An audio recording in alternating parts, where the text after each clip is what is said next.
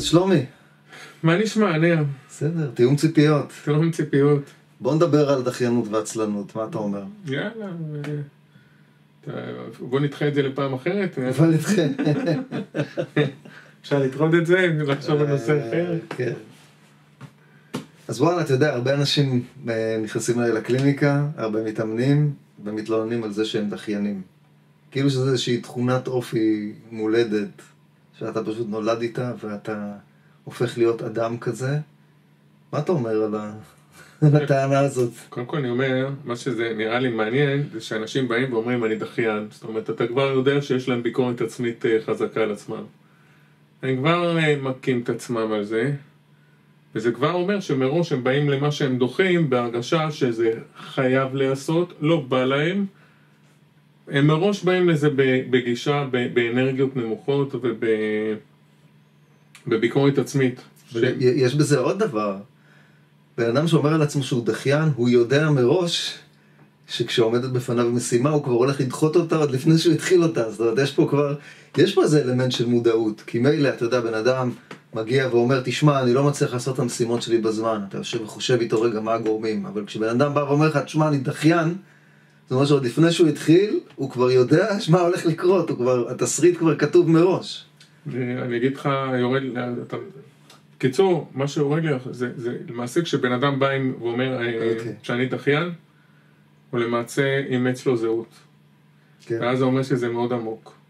כי ברגע שאתה שמת על עצמך תווית שאני דחיין, אתה תצדיק את התווית הזו גם אם לא תרצה, כאילו, גם אם זה לא משהו שאתה לא רוצה להיות כזה, אבל ברגע ששמת על עצמך תווית, אתה לא, הטיפול לא יהיה דרך זה אוקיי, תעשה את הדברים. הטיפול יהיה דרך לשנות את הזהות שלך, שאתה לא דחיין. כן, זה בחזקת אברקדברה, אברקדברה. אני אומר על עצמי של הדחיין, שאני דחיין, אני בעצם הופך את עצמי לדחיין. אבל יש לזה גם משהו מעבר לזה. הדחיינות היא כמו פתק מהרופא, אתה יודע. אוקיי, אני כזה, אז אם אני כזה, אז יש לי תירוץ. אני קורא לזה כסת"ח מצפוני. אתה בעצם כבר מראש מקסתח את עצמך ואומר, כן, אני יודע מה יקרה, אני יודע שאני לא אספיק, אני יודע שאני אלחץ, אני יודע שאני אתבאס על עצמי, אבל יש לי סיבה, יש לי תירוץ, אני יודע למה, וזה כאילו מנרמל את זה, זה כאילו הופך את זה לבסדר, כי אם אני פגום, אם אני דחיין, אז כאילו איזה טענות אני יכול לבוא לעצמי? כאילו, מה אני בא בטענות? כן, העניין הוא שאנשים שבאים ומבקשים לטפל להם בדחיינות, הם מצפים שהם פתאום לא יהיו דחיינים. זאת שאלה מאוד מעניינת. ואז זה אומר שהם לא רוצים להיות הדחיינים, אבל... אז זהו, אנשים רוצים לטפל בסימפטומים של הבעיה תמיד ולא בבעיה עצמה, ואנשים גם נאחזים. כי מה יקרה אם הוא יוותר על הדחיינות? אם הוא פתאום לא יהיה דחיין? מה יקרה? הוא יצטרך לעשות... מלא דברים. מלא דברים, הוא יצטרך לפעול אחרת. וכבר לא יהיה לו את התירוץ, וכבר לא יהיה לו את הפתק מהרופא. אנשים נאחזים בבעיות שלהם, או נאחזים במה שהם מגדירים כבעיה שלהם, וממש ממש לא אוהבים להרפות מזה. אבל מה זה הדחיינות? דחיינות, אנחנו לא דוחים דברים שאנחנו רוצים לעשות, כשיש לנו תשוקה אליהם. אני לא יודע. דחיינות, אתה יודע, כמו כל... אם יש לך תשוקה למשהו, בא לך עכשיו. אתה לא דוחה את זה לאחרי זה. אני חושב שצריך להפריד בין משהו שבא לי עכשיו ויש לי את הזמינות ואני עושה או לא עושה אותו, לבין תהליך ארוך טווח. דחיינות בדרך כלל מתקשרת לאיזשהו תהליך ארוך טווח שצריך לקרות מתישהו בעתיד. והנה התאריך מתקרב ואני מוצא את עצמי שאני לא מגויס, אני לא עושה את הדבר הזה, אני לא מצליח להביא את עצמי, אבל למה אתה לא מצליח להביא? להביא את עצמי לפעולה. למה אתה לא מצליח להביא? או? למה אנחנו לא מצליחים להביא את עצמנו? למה אנחנו לא עושים את זה עכשיו? למה אנחנו לא עושים את זה? למה אנחנו מחליטים, למה אנחנו בוחרים לדחות? אז עכשיו יש פה שאלה מאוד מעניינת. האם זה באמת נעשה ממקום מודע? זאת אומרת, כשאני בתוך התהליך אני יודע שאני דוחה ואני מתמודד עם הדחיינות, או שמבחינתי זה כבר סוג של הרגל, כי אנחנו כולנו רצים על אוסף של הרגלים, התרגלתי להיות דחיין, אז עכשיו זה כבר הרגל הפעולה שלי, זה בעצם אסטרטגיית החיים שלי, כשאני בא לתקוף, או כשאני בא לפתור קונפליקטים או אתגרים. זה כבר, אני עושה את זה מהרגל, זה טוב לי או לא טוב לי, כך אני רגיל, אתה יודע, אופי זה אוסף של הרגלים. אם אני אגיד לך, בוא תיקח $1,000,000, אתה תדחה, תגיד לי יותר מאוחר, לא בא לי, עזוב, לא עכשיו, אני אדחה את זה לשבוע הבא. אם אני אגיד לך משהו שאתה אוהב לעשות, משהו יש פה קהל אנשים רוצים לקנות ממך את הספר, אבל דורשים חתימות על הספר. אתה תדחה אותם לשבוע הבא, או שאתה תבוא באותו רגע, יאללה, תביאו את כולם, בואו נעשה מסיבה. אתה תבוא באותו רגע. אז אני רוצה שתדייק את מה שאתה אומר, כי הדחיין הוא לא זה שלא מספיק לעשות את הדברים, או לא זה שמסיים את המשימה. הדחיינים בדרך כלל מסיימים את המשימה, רק עם הלשון בחוץ. זאת אומרת, הם עובדים עד הרגע האחרון, עד 12 בלילה, אם יש להם הגשה בבוקר, הם עושים את עצמם עד 5 בבוקר, עוד תופרים את הפרזנטציה, או מכינים את הפרויקט, הם בדרך כלל יעמדו ביעדים, צריך להסתכל מה רמת הביצוע, אבל הם יעמדו ביעדים, אבל התחושה תהיה של לרוץ עם לשון בחוץ. זה שהם מגיעים עם הלשון בחוץ, והם מספיקים, או לפעמים לא מספיקים, זה לא משנה, עכשיו, אבל מה שהם בדרך כלל אומרים, אתה יודע איזה סיבה, מה הם אומרים לעצמם בדרך כלל? נו. אני עובד הכי טוב שאני בלחץ. אני חושב שזה פשוט, הדחיינות זה פשוט, אנחנו עושים דברים מחוסר תשוקה, אנחנו עושים דברים כשאנחנו מרגישים שאנחנו מוכרחים, נאלצים, מאלצים אותנו. וכשבן אדם בא ואומר אני דחיין, אני חושב שזה מישהו שאומר, זה מישהו שהוא אמר לו כשהוא היה ילד, שהוא דוחה דברים, והוא דחיין, ולמה אתה לא עושה את הדברים, למה רק בלחץ, למה זה כמו אמא או אבא, או מישהו שכל הזמן מורה, ששם עליו את התווית הזו, כי הוא בא עם המון ביקורת עצמית בנקודה הזו. אבל מה רע להיות דחיין? בסדר, מה רע בזה? בסדר, אז אני דחיין. אז אני עושה את הדברים ברגע האחרון, אני עובד טוב בלחץ, מספיק עד כדי איזושהי רמה מסוימת מה שאני צריך לעשות. למה אנשים בכלל מסתכלים על זה כתכונה שלילית, את הדחיינות?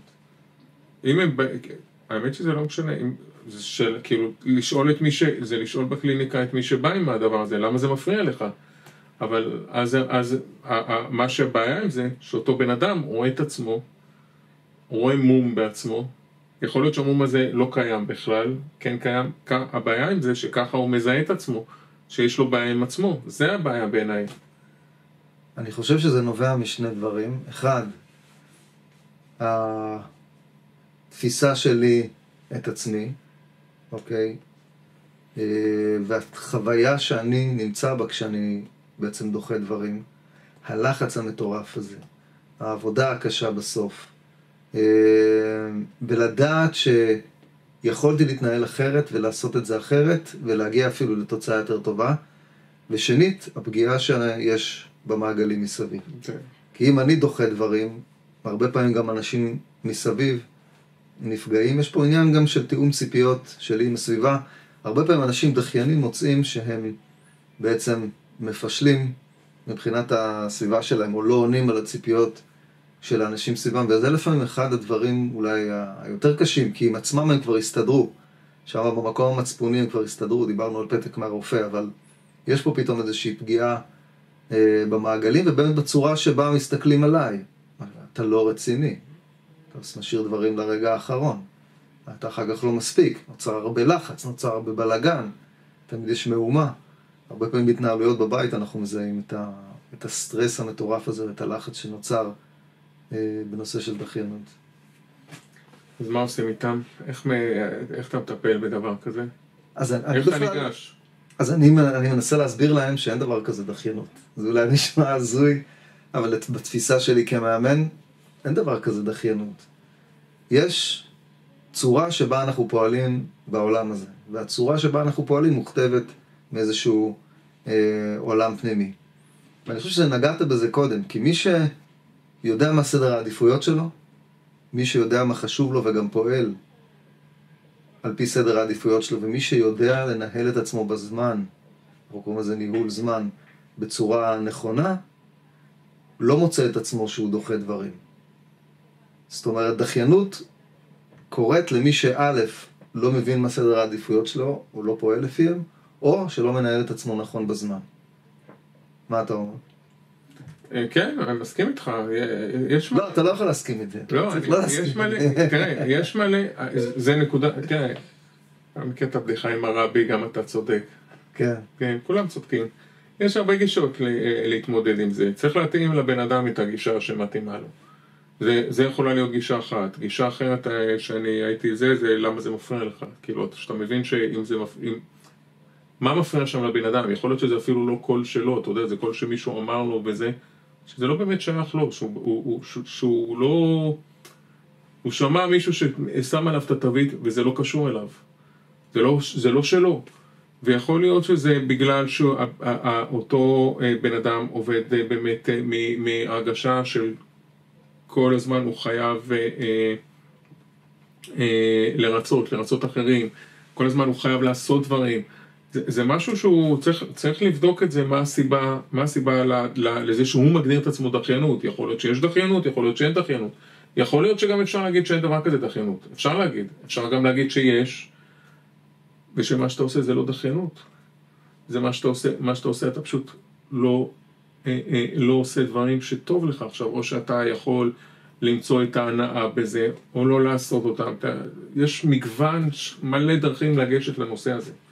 שאלה אם בדחיינות יש גם אלמנט של עצלנות, ונגעת בזה קודם, לכל הנושא של הנאה לפעולה. כי אם אני מאוד מאוד רוצה משהו, ויש בזה הבטחה מאוד מאוד גדולה, או אני מצופה לגמול מאוד מאוד גדול, אז אני לא אדחה את הדברים, אני ארוץ ועשה אותם. זאת אומרת, אם יש לי מומנט או מוטיב הנאה לפעולה מאוד מאוד גדול, אני קם ואני עף על הדברים, עם השיניים, עם הידיים, עם כל הגוף, אני לא נותן להם לחכות, אני לא משתהה בעשייה שלהם.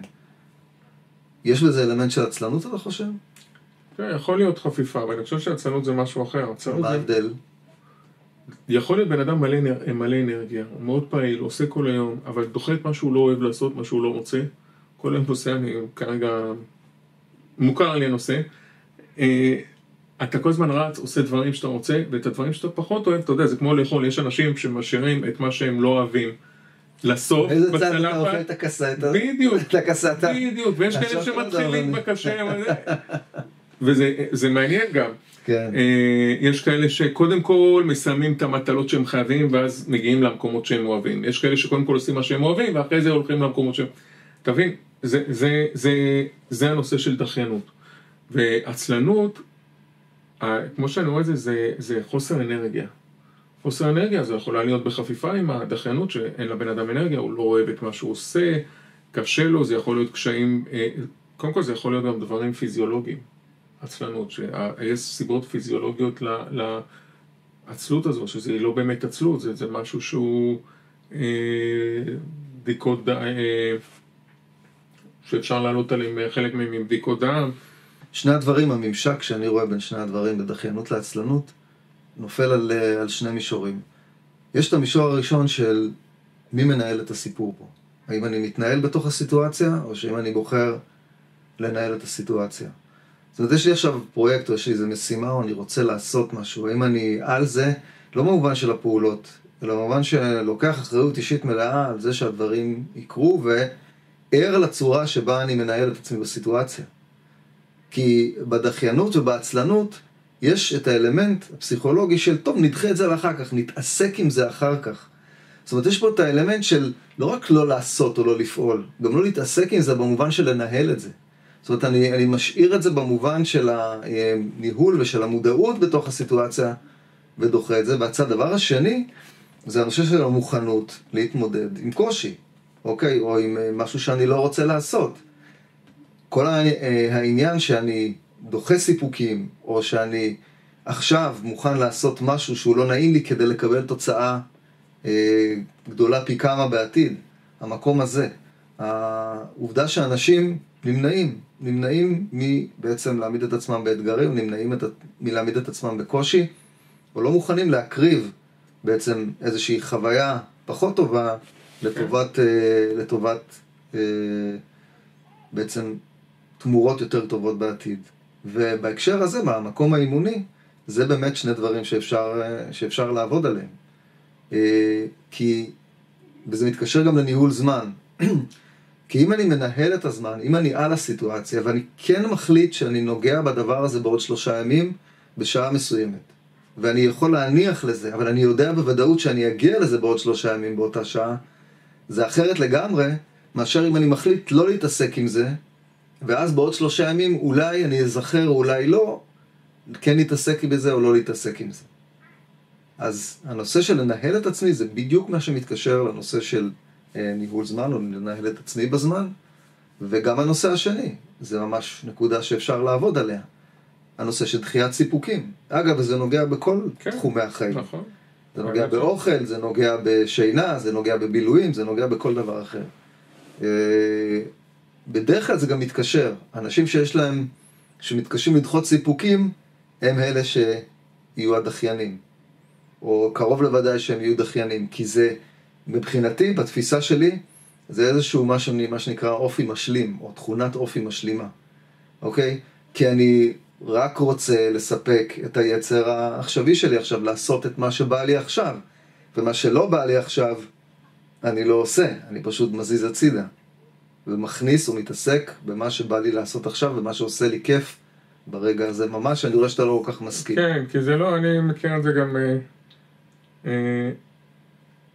לפעמים יש כאלה שהם למדו קודם כל לעשות את הדברים שהם חייבים, לאכול קודם כל, לאשר להם את הטוב לסוף בצלחת, ויכול להיות שהדחייה שלהם באה בגלל שהם דווקא מתחילים, דווקא בגלל שהם יודעים לדחות סיפוקים יותר מדי טוב. ואז מה שהם רואים זה רק את הקושי, הם לא רואים את העונג. אתה מבין מה אני אומר? ואז בגלל שהם יודעים שקודם כל הם צריכים לטפל בקושי, הם פשוט דוחים את כל הצלחת הזו, הם מזיזים הצידה, לא עכשיו. כי הם רואים רק את הקושי. אז זה יכול להיות גם, זה היופי בזה, יש הכל, הכל. איזה טיפ אפשר לתת למי שמוצא את עצמו דחיין, או מוצא את עצמו לפעמים קצת עצלן? קודם כל שיבוא אלינו, אנחנו נחבק אותו ונגיד לו שהוא לא דחיין, הוא לא עצלן. אני צוחק, כמובן. איזה טיפ זה? אבל באמת, טיפ טוב זה ללכת לאיש מקצוע שיעבוד, ימצא מה הסיבה לזה. זה אחד, זה תמיד טוב. ברמה השטחית ביותר, שיש לה המון חסרונות גם, כי היא יכולה גם לייצר לחץ, זה לעבוד עם יומן, רשימות, משימות, אם אנחנו בן אדם שדוחה. זה השטחי ביותר. בצורה העמוקה יותר, זה להבין למה דוחים את הדברים. להבין מה זה העצלנות הזו. להבין מה הסיבה, למה אתה לא אוהב לעשות. מה אתה רואה כשאתה ניגש למשימה. זאת אומרת, כשיש לך משימה, למה אתה דוחה? מה אתה רואה בדמיון באותו רגע שאתה חושב על זה? ומגלים אנחנו מגלים הרבה פעמים שאנחנו שואלים את הבן אדם, מה אתה רואה? אז הוא רואה משהו ענק, הוא רואה זה, כמה הוא יצטרך לעשות את זה, ומה הוא יצטרך לעבוד, ומה הוא יצטרך לעבור, כל הסרטים הכי גרועים. ברור שהוא לא ידחה את זה, הוא לא רוצה, לא מתאים לו עכשיו להיכנס לאירוע, אז לעבוד איתו על זה, לגרום לו חשיבה חיובית, זה דרך גם זה, צעדים קטנים, שוב, וכל הזמן תוך כדי להבין מה המטרה, מה הוא רוצה, מה הסיבה, שלשמה הוא צריך לעשות את הפעולה הזו. הטיפ שלי בהקשר הזה, וזה משהו שבן אדם יכול, שכל אחד יכול לעשות עם עצמו בצורה די מהירה, כמה דקות עם עצמו, זה באמת לחשוב על סדרי העדיפויות שלי בחיים. וכשאנחנו רוצים להבין מה סדרי העדיפויות שלנו בחיים, אנחנו צריכים לשאול את עצמנו שאלה מעניינת. כשאני דוחה את המשימות שלי, מה נכנס במקום? מה תופס את הזמן שלי במקום? כי האמת היא שאנחנו באמת מתנהלים על פי סדר העדיפות הפנימי שלנו, בין אם אנחנו מבינים אותו ובין אם לא. אז אם בן אדם עושה קצת ניתוח עם עצמו, מה נכנס, מה נדחף? באמת מסתכל על סדר היום שלו ושואל את עצמו, באמת, מה אני משקיע את הזמן שלי? מה באמת הדברים החשובים שאליהם אני מפנה את תשומות ואת הזמן שלי? אתה פתאום מגלה מה סדר העדיפות האמיתי שלך בחיים. אם זה משפחה, אם זה קריירה, אם זה משימות אחרות, אם זה תחביבים, אם זה חיי חברה, whatever מה שזה לא יהיה. וכשבן אדם מבין את סדרי העדיפויות שלו, ומבין שהוא חי על פי סדרי העדיפויות האלה, הוא יכול לעשות אחד משני דברים. הוא יכול קודם כל לנסות לתעדף אחרת, מתוך מודעות של להגיד, וואלה, האמת היא משפחה יותר חשובה לי מתחביבים, לדוגמה. אז אולי אני אעשה פה איזשהו שינוי. ואני לא אדחה את כל המחויבויות שלי כלפי המשפחה שלי, וגם להפך. זאת אומרת, להסתכל מה יותר חשוב ממה, דרך הפעולות שאני עושה, ומפה לנסות לעשות איזשהו שינוי. כי אתה יודע, אנשים, איך אנחנו אומרים, אנשים לא מאחרים לשני דברים, ללוויות ולטיסות. למה? כי זה חשוב להם. הדברים שבאמת חשובים לנו, אמרת את זה בהתחלה, אנחנו לא מאחרים, אנחנו לא דוחים. אז התבוננות, מציאת סדרי עדיפויות, וזה נותן לי עוד דבר נורא נורא חשוב. זה גם גורם לאיזשהו שקט. כי אם אני מבין שאני עושה משהו ולא משהו אחר, כי הוא באמת יותר חשוב לי, אז אני כבר לא דחיין. אני בן אדם שעובד לפי סדרי העדיפויות שלו, ובאמת עושה את מה שחשוב לו קודם. אני חושב שזה מאוד חשוב, הסדרי העדיפויות, להעברת התמונה. ותוך כדי שדיברת, למעשה, אנחנו דוחים הסיבה שאנחנו דוחים, היא כדי לברוח מכאב. כן, כן, דיברנו. לברוח מלעשות את הדברים שאנחנו לא רוצים. אנחנו שני מוטיבציות לפעולה, אנחנו מכירים את זה, זה או בריחה מכאב, או הליכה לעונג. דחיינות זה בריחה מכאב. אז לטפל בכאב, וכמו שאמרת, זה דרך הסדרי העדיפויות, להבין מה הסדרי העדיפויות שלנו בחיים, מה אנחנו רוצים, איפה זה, מה ההשלכות של דחייה לצורך העניין, שיכול להיות שההשלכות של זה לא כאלה נוראיות, ויש לנו סדרי עדיפויות שאנחנו בעצם לא מעדיפים לעשות דברים אחרים, שבאמת, יכול להיות שזה משרת אותנו, כל הסיפור הזה. כן. זה בטוח משרת אותנו באיזשהו מקום, כי אחרת לא היינו דוחים. כן, אתה נוגע בעיקרון פעולה שהוא מאוד מאוד מעניין, וזה הנושא של החוויה של הליכה בדרך. אם אני מצליח את אותו דבר שאני דוחה, שאני בורח ממנו, שהוא נתפס אצלי כסבל, לעשות איזשהו היפוך ולהתייחס אליו כמשהו שנעים לי לעשות, או שחוויית העשייה בו הופכת להיות יותר טובה, אז אני יכול לשנות ולנוע לשם מתוך מקום של עונג, או לעשות משהו שאני אוהב, משהו שהוא נעים לי לעשות אותו, ולעשות את ההיפוך. סתם לדוגמה, מהבית אני יכול נגיד לשטוף כלים, לעמוד לשטוף כלים, מתוך סבל מאוד מאוד גדול. כלים, ממש לא בא לי לעשות את זה, אני צריך עכשיו לשטוף כלים, באיזה בעשה. אני יכול באותה מידה לשים לי איזשהו פודקאסט, או לעשות איזשהו משהו אחר תוך כדי שטיפת הכלים, ולהפוך את זה לאיזשהו זמן איכות שלי עם עצמי, סוג של משהו תרפוטי כזה, מדיטטיבי, שאני בעצם מבלה איזה חצי שעה, 20 דקות עם עצמי, בניתוק עם העולם, ולהפוך את כל נושא שטיפת הכלים, לדוגמה, למשהו שהוא מאוד חיובי. ואז אני יכול אפילו, רחמנא ליצלן, לצפות ל-20 דקות האלה, פעם ביום או פעם ביומיים, מתי שתורי, שאני עומד ושוטף כלים. אז זה סוג ההיפוכים שאנחנו יכולים לעשות, שהופכים את הפעולות או את המשימות שאנחנו דוחים, להפוך אותם למשימות שאנחנו רוצים לעשות, וגם מהמקום הזה, קצת להימנע מדחיינות, מתקשר למה שדיברת על סבל והנאה. אז ב-NLP קוראים לזה היפוך עיגונים. נכון.